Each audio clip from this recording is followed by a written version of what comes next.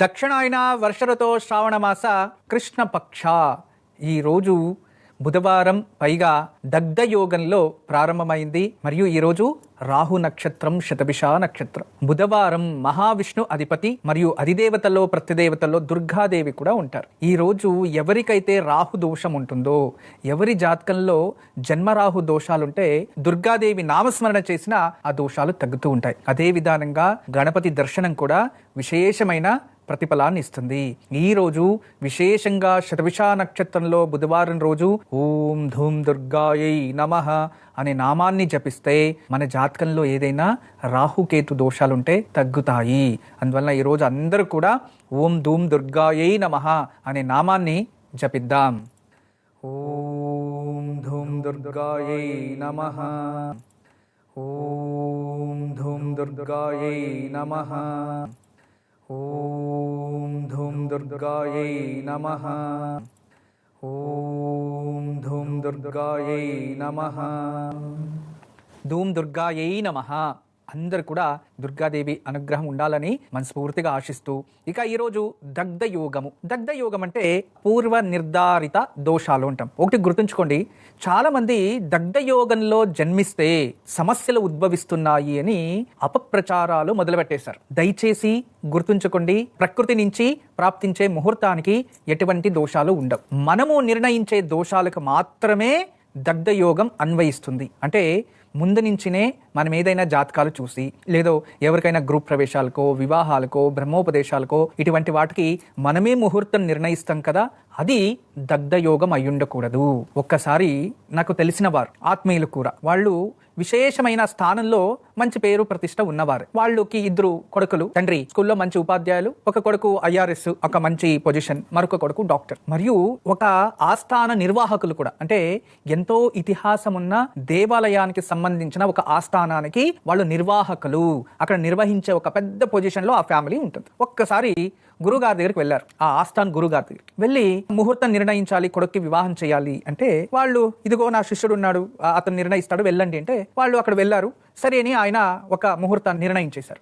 Invitations కూడా అయిపోతే ఆ ఇన్విటేషన్, మొదటి ఇన్విటేషన్ నాకు ఇవ్వాలని వాళ్ళు తీసుకొని వచ్చి ఆ ఇన్విటేషన్ చదివితే అది దగ్ధయోగంలో ఉంది. సోమవారం ఏకాదశి. ఇదేంటిది ఏకాదశి? అసలు మనం ఒక వివాహం నిర్ణయం చేస్తే ఏకాదశి ఒక బ్రాహ్మణోత్తమ కుటుంబంలో, అంటే సర్వదా దేవతా పూజలు, దేవతారాధనలు, వేద అధ్యయనం చేసేవారు, ఉపాధ్యాయులు, వీళ్ళంతా కూడా బ్రాహ్మణ వర్ణన అంటాం. వర్ణన ఇక్కడ బ్రాహ్మణ వర్ణంలో ఉన్నవారు ఏకాదశి రోజు ఆహారం తినరు, ఉపవాసాలు ఉంటారు. మీ కొడుక్కి ఈ రోజు ఏకాదశి రోజు ముహూర్తం పెట్టేశారు కదా, ఈ ముహూర్తం రోజు ఎవరైనా బ్రాహ్మణులు చాలా మంది వస్తారు, వచ్చి వాళ్ళు ఆశీర్వాదం చేసి ఏమి తినకుండా వెళ్ళిపోతే అప్పుడు అది కర్మగా మారుతుంది. వివాహంకి వచ్చినప్పుడు 100 మందికి 1000 మందికి మీరు భోజనం పెడతారు, దానివల్ల మనకి అది నెగిటివ్నే జరుగుతుంది కదా అని చర్చ ఉద్భవించాను. నేను అడిగాను. తర్వాత వీళ్ళు ఎవరైతే ముహూర్తాలు ఇచ్చారో వాళ్ళందరికీ ఫోన్ చేసి, ఇలా చౌల్ట్రీ బుక్ చేసేసాము, తర్వాత ఇదంతా ఇది ఉంది, ఎలా చేయాలంటే మీరు పుణ్యక్షేత్రంలో ఆచరిస్తున్నారు కాబట్టి దీని దోషాలు అన్వయించవు, మీరు చేసుకోండి అని నిర్ణయం చేశారు. సరే, ఇన్విటేషన్ తీసుకున్నాను. ఏకాదశి అనేది మాత్రమే నా ఆలోచనలో ఉండింది. తర్వాత వాళ్ళు మళ్ళీ వచ్చారు. పుణ్యక్షేత్రం అంతే కదా గురుగారు,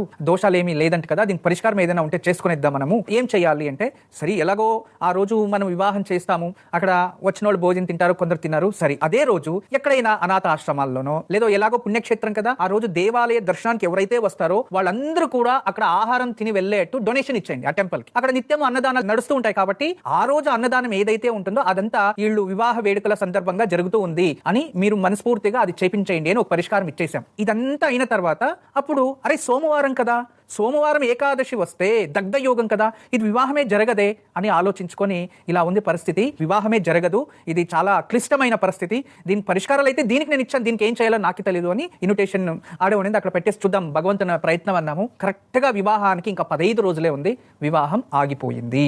ఎందుకు ఆగిపోయిందంటే వీళ్ళింట్లో ఏదో చెడు జరగడమో ఏం జరగలేదు, భిన్నాభిప్రాయాలు, భేదాభిప్రాయాలు సృష్టి అయ్యాయి. ఇక వాళ్ళిద్దరూ వివాహమే క్యాన్సిల్ అయిపోయిన తర్వాత ఆ తల్లి, తండ్రి, కొడుకు అందరూ ఏడ్చుకొని తర్వాత వచ్చి మీరు చెప్పిందే కరెక్టు, ఇలా అయిపోయింది అన్నారు. అలా మనం చెప్పడం వల్ల అలా అయిపోయింది అనేది ఇక్కడ సమస్య కాదు. మనం పూర్వ నిర్ధారిత ముహూర్తాలు అంటే జననం, మరణం మరియు ఇంకోటి ఏదో ప్రకృతిలో గ్రహణాలు, సూర్యోదయాలు, చంద్ర ఇవన్నీ కూడా ప్రకృతి అందించేవి. వాటి వల్ల మనకి దగ్ధ యోగాలు ఎటువంటి ప్రభావం చూపించదు. అంటే ఈ రోజు దగ్ధ యోగం కదా, ఈ రోజు పిల్లలు పుట్టేస్తే ఇలాంటి ఏదైనా చెడు జరిగేస్తుందేమో, వాళ్ళ జీవితంలో సక్సెస్ అవరేమో అనే ఈ ఒక మూఢనమ్మకం నుంచి బయటకు రండి. కానీ దగ్ధ యోగంలో మనమే నిర్ణయం చేస్తే అవి ఎప్పటికీ జరగవు. దగ్ధము అంటే దహించబడుతుంది, దగ్ధం అంటే కాలిపోతుంది, దగ్ధం అంటే సమస్యలు ఉద్భవిస్తాయి అని. అందుకే ముహూర్త నిర్ణయం అనేది చాలా గొప్పది. ఒకటి గుర్తుంచుకోండి, ముహూర్తము అనేది నిర్ణయిస్తే ఎటువంటి ఆపదలు వచ్చినా, ఆటంకాలు వచ్చినా వాటిని భేదించి ఆ కార్యక్రమం జరుగుతూ ఉంటుంది. అదే విధానంగా చాలా మంది పెళ్లి చేసుకున్న ముహూర్తం బాగలేదు అందుకే మీకు ఇలా కష్టాలు వచ్చేసాయి అనేది మహా అబద్ధం. దయచేసి అటువంటి మాటల్ని మీరు తీసుకోకండి. దీని గురించి నేను చెప్పేదాన్ని విమర్శించినా పర్లేదు, నన్ను ఎంతో మంది జ్యోతిష్యులు వాళ్ళు తిట్టుకున్నా పర్లేదు, కానీ నేను మీకు తెలియచేసే విషయం ఏంటంటే ఆ వివాహము ముహూర్తం బాగలేకపోతే పెళ్లే జరగదు. ఇంట్లో ఎవరో చనిపోవడమో, లేదా ఎవరికో యాక్సిడెంట్ అవడమో, లేదో పెళ్లి కొడుకో పెళ్లి కూతురుకో హెల్త్ ఇష్యూ వచ్చేయడమో, లేదా ఈళ్ళమ్మ ఈళ్ళ నాన్నకో లేదా అటువైపు ఎక్కడో ఒక చోటు ఏదైనా సృష్టి దోషం రావడమో, లేదు అంటే శోకం రావడమో ఇంట్లో, ఇటువంటివి జరిగి ఆ పెళ్లిలు ఆగిపోతాయి. అంటే వివాహ ముహూర్తము అటువంటి ప్రభావం చూపిస్తుంది. మరియు ఎప్పుడే కానీ ముహూర్తం నిర్ణయించే సమయంలో వాళ్ళ జన్మ లగ్న ముహూర్తం ఏదైతే ఉంటుందో, ఇప్పుడు మిథున లగ్నంలో జన్మించారు అనుకోండి, మిథున లగ్నానికి అష్టమ లగ్నం అంటే ఏంటి? మకర లగ్నం. మకర లగ్నంలో పెళ్లి పెట్టకూడదు. ఈ ఒక జన్మ కుండలిని ఎవరు గ్రహిస్తలేదు. గుర్తుంచుకోండి, ముహూర్త నిర్మాణం ఏ ముహూర్తం పెట్టినా మీ జన్మ లగ్నానికి అష్టమ లగ్నం ముహూర్తంగా పెడితే ఖచ్చితంగా దానివల్ల ఆపదలు శతసిద్ధం. మనము నిర్ణయించే ముహూర్తాలకు మాత్రమే ఆ ఎఫెక్ట్ ఉంటుంది. కానీ అనుకోకుండా ప్రకృతి మన ఇంట్లో గోవు ప్రసవం జరగడమో, లేదో ఇంటికి ఎవరో అతిథులు రావడమో, లేదా మన ఇంట్లో ఎవరో జన్మించడమో, అన్ఎక్స్పెక్టెడ్ గా ఏదైనా మన ఇళ్లలో శుభం జరిగితే ఖచ్చితంగా అది శుభమే అని స్వీకరించండి. కానీ నక్షత్ర దోషాలు, లగ్న దోషాలు ఏదైనా ఉంటే వాటికి పరిష్కారం చేసుకోవాలి. కానీ దగ్ధ లగ్నానికి జననానికి సంబంధం ఉండదు. మరియు దగ్ధ లగ్నంలో స్వర్గస్థులైనా కూడా దగ్ధ యోగానికి సంబంధం ఉండదు. మూడోది, ఏదైనా యోగంలో జన్మించిస్తే ఆ యోగం వల్ల ఏదైనా ప్రాబ్లం ఉంటే ఆ గ్రహాల యోగాన్ని బట్టి మనము దాని పరిష్కారాలు చేసుకోవచ్చు. కానీ విశేషంగా దగ్ధ యోగం అనేది మనము నిర్ణయించే ముహూర్తాలపైన మాత్రం ప్రభావం చూపిస్తుంది అనేది ఈ రోజు కంప్లీట్ గా మీకు తెలియచేస్తున్నాను. మరియు రెండోది, మంచి మాటగా ఎన్నో విషయాలు ప్రతిరోజు తెలియచేస్తున్నా. ఈ రోజు మంచి మాట. జీవితంలో మనకి ఏది లాభం అనుకుంటారు చెప్పండి? విద్యా లాభమా, ధన లాభమా, కీర్తి లాభమా, ఆరోగ్య లాభమా, ఆయు లాభమా, ఐశ్వర్య లాభమా, కుటుంబ లాభమా, సంతాన లాభమా, సౌభాగ్య లాభమా? ఎన్ని చెప్పండి, ఏది లాభం అనుకుంటారు మీరు? అన్ని బాగానే ఉండాలి అని కోరుకుంటారు. కానీ నిజమైన లాభం ఏంటంటే జీవిత లాభం. మనము ఎన్ని రోజులు బతికాము, ఎలా బతికాము, ఎంత తృప్తిగా జన్మించాము, ప్రతి క్షణం, ప్రతి కాలం, ప్రతి నిమిషం ఎంత ఆనందాన్ని స్వీకరిస్తున్నాము అనే జీవిత లాభాన్ని పొందాలే. గాని మీరు విద్యా లాభం పైనే మీరు ఆలోచన పడితే ఇవన్నీ కోల్పోతారు. మరియు మీరు ధన లాభం పైనే పడితే వేరే కోల్పోతారు. ఇక ఆరోగ్య లాభమే అనుకుంటే ఇంకో కొన్ని కోల్పోతారు. అలా జీవిత లాభాన్ని ఎవరైతే కోరుకుంటారో ఇవన్నీ ప్రాప్తిస్తాయి జీవితంలో. కానీ ఒకే దానిపైన దృష్టి పెడితే వేరేవెన్నో దూరం అయిపోతాయి. అందుకే జీవితంలో ప్రేమతో ఉండడం, క్షమా మనోభావంతో ఉండడం, అన్ని పరిస్థితుల్ని స్వీకరించుకొని అర్థం చేసుకొని ముందుకెళ్లడమే మన జీవిత లాభం. రోజు మీకు అందరికీ కూడా ఇటువంటి దివ్యమైన వైభోగాలు, జీవిత లాభాలని ప్రసాదించే అద్భుతమైన దేవాలయాలు మన భారతదేశంలో ఎన్నో ఉన్నాయి. ప్రతి మనిషికి కూడా ఒక సంకల్పం అనేది ఉంటుంది. ఏదో ఒక విషయాన్ని చాలా ప్రయత్నిస్తూ ఉంటాం. ఆ ప్రయత్నించినప్పుడు అది జరగకపోతే చాలా బాధపడుతూ ఉంటాం. కొందరు ఈ దేవాలయానికి వెళ్ళండి, మరొక దేవాలయానికి వెళ్ళండి, శుభం జరుగుతుంది అంటారు. మనం అక్కడికి వెళ్ళి రావంగానే శుభం జరుగుతుంది. ఎందుకు అంటే ఆ స్థాన బలం అలాంటిది. అదే విధానంగా మన తెలుగు రాష్ట్రాల్లో, దక్షిణ భారతంలో అద్భుతమైన దేవాలయం, విశేషంగా వివాహానికి సంబంధించిన దేవాలయం. అటువంటి దివ్యమైన ఆలయం మన తెలుగు రాష్ట్రంలోనే ఉంటుంది. విశేషమైన పుణ్యక్షేత్రం, ఎంతో స్థానబలమున్న శైవ క్షేత్రం. అక్కడ పార్వతీ పరమేశ్వరులు ఇద్దరు కూడా విశేషంగా దర్శనమిస్తూ ఉంటారు. ఈ దేవాలయంలో వెళ్ళి ఎవరైతే కళ్యాణోత్సవం జరిపిస్తారో వాళ్ళకి వివాహం శతసిద్ధము అనేది అక్కడ స్థానికుల నమ్మకం, మన నమ్మకం. మరియు ఎన్నో ఇటువంటి అద్భుతాలు జరిగిన దానికి ఉదాహరణలు కూడా ఉంటాయి. మనకందరికీ ఒక సందేహం వస్తుంది, ఎంత ప్రయత్నించినా, ఎన్ని పూజలు వ్రతాలు చేసినా వివాహం జరగకపోతే దేవాలయానికి వెళ్ళొచ్చేస్తే జరిగేస్తుందా అని క్వశ్చన్ ఉద్భవిస్తుంది. అందుకే స్థాన బలము అంటారు. కొన్ని ప్రకృతిలో విశేషమైన కేంద్ర స్థానాలు ఉంటాయి, వాటిని స్థాన బలము అంటాం. ఆ స్థానంలో ఉన్న దేవాలయం అది కంప్లీట్లీ ప్రకృతిని కంట్రోల్ చేసే కెపాసిటీ ఉంటుంది. ఎప్పుడైతే మనం అక్కడ వెళ్ళి మనం ప్రార్థిస్తే మనలో ఉన్న మానసికంగా సంకల్పము అనేది మన ఎనర్జీ త్రూ మనము దాన్ని ప్రకృతిలోకి రిలీజ్ చేసినప్పుడు ఎక్కడైతే ఆ దేవాలయం ఉంటుందో ఆ దేవాలయంలో ఉన్న ఎనర్జీ వాటిని స్వీకరించి నేచర్ లోకి అందించి ఆ పని జరిగేలా చేస్తుంది. దీన్నే స్థాన బలము అంటాం. ఆ ఒక క్షేత్రంలో మనం అడుగుపెట్టి అక్కడ ప్రార్థించి వచ్చినా, దర్శనం చేసుకుని చేసుకుని వచ్చిన తర్వాత మీరు ఎప్పుడు కోరుకుంటారో వివాహం కోసం, అది శతసిద్ధము అనేది అటువంటి అద్భుతమైన ఆలయం. మన తెలుగు రాష్ట్రంలో ఉన్న విశేషమైన దేవాలయం మురమల్ల వీరేశ్వర స్వామి దేవాలయం పోలవరం మండలంలో ఉంటుంది. యానంకి దగ్గర బార్డర్ అది. అటువంటి యానం బార్డర్లో మనకి ఆ దేవాలయం దర్శనం ఇస్తూ ఉంది. చాలా విశేషమైన పుణ్యక్షేత్రం. ఇక్కడ వెళ్ళి అక్కడ కళ్యాణోత్సవాన్ని సంకల్పం చేసి వస్తే పెళ్లి శతసిద్ధము అనేది దేవాలయ క్షేత్ర మహిమ. అనుకూలమైతే వెళ్ళి దర్శనం చేసుకుని రండి. దర్శనం చేసుకొని నాకు వివాహం జరిగితే కళ్యాణోత్సవ వేడుకను మేము ఇక్కడ జరిపిస్తాము అని సంకల్పం చేసుకుని రండి. లేదో నా జీవితంలో కళ్యాణం జరగాలని ఆ భగవంతుడికి కళ్యాణం జరిపించైనా రండి. ఇలా చేస్తే త్వరలోనే మీ జీవితంలో కళ్యాణ గడియలు మీ ముందుకు వచ్చేస్తాయి.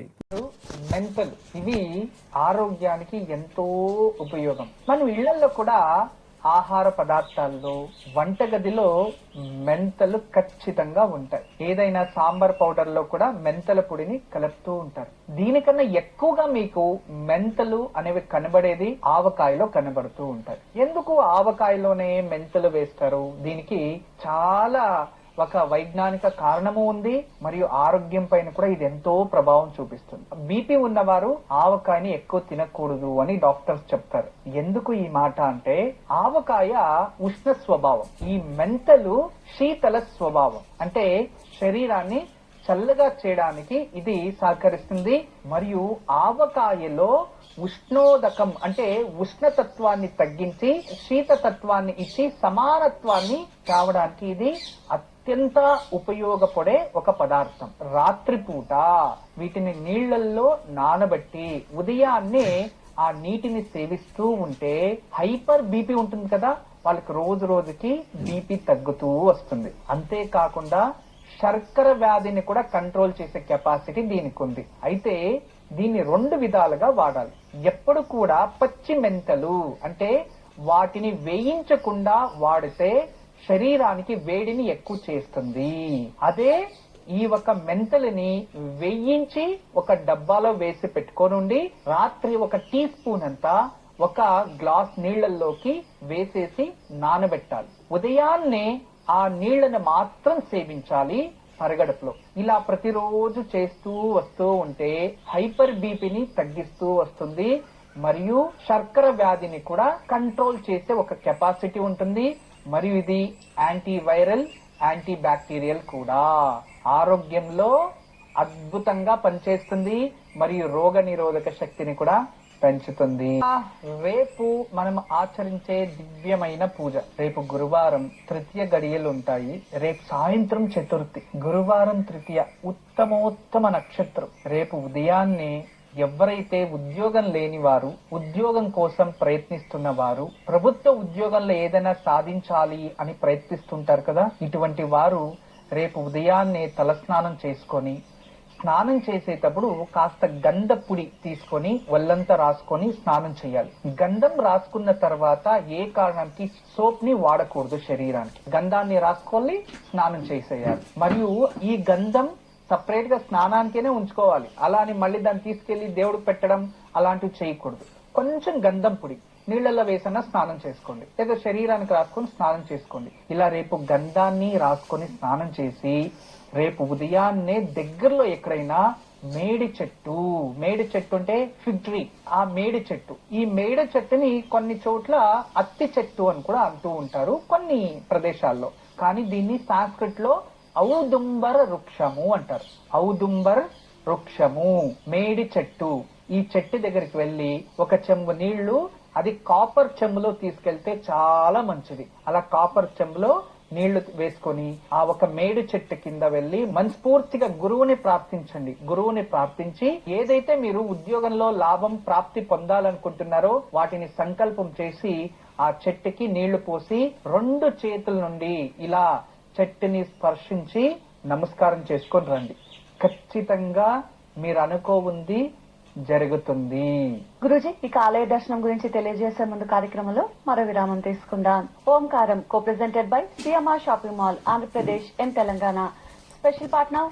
ఈ రోజు బుధవారం, పైగా గణపతిని విశేషంగా పూజించాలి కాబట్టి ఈ రోజు మన జీవితంలో ఐశ్వర్యాన్ని అందించే విశేషమైన గణపతి దేవాలయాన్ని దర్శనం చేసుకుందాం. మనకందరికీ కూడా గణపతి నామాల్లో ఎంతో విశేషమైన నామాల్ని వింటూ ఉంటాం. దుర్గా గణపతి అంటూ, లక్ష్మీ గణపతి అని, విద్యా గణపతి అని, ఇలా అనేక విధాలుగా గణపతిని పూజిస్తూ ఉంటాం. మనకందరికీ అత్యంత ప్రసిద్ధమైన మహారాష్ట్రంలో పంచ గణపతి దేవాలయాలు ప్రసిద్ధం. 5 గణపతి దేవాలయాలు మహారాష్ట్రానికి చాలా ప్రసిద్ధం. అందులో శ్రీమంత గణపతి అని ఒకటి ఉంది, ఐశ్వర్య గణపతి. చాలా విలాసోత్తంగా ఎప్పుడూ ఆభరణాలతో చాలా ఆనందంగా దర్శనమిస్తూ ఉంటారు.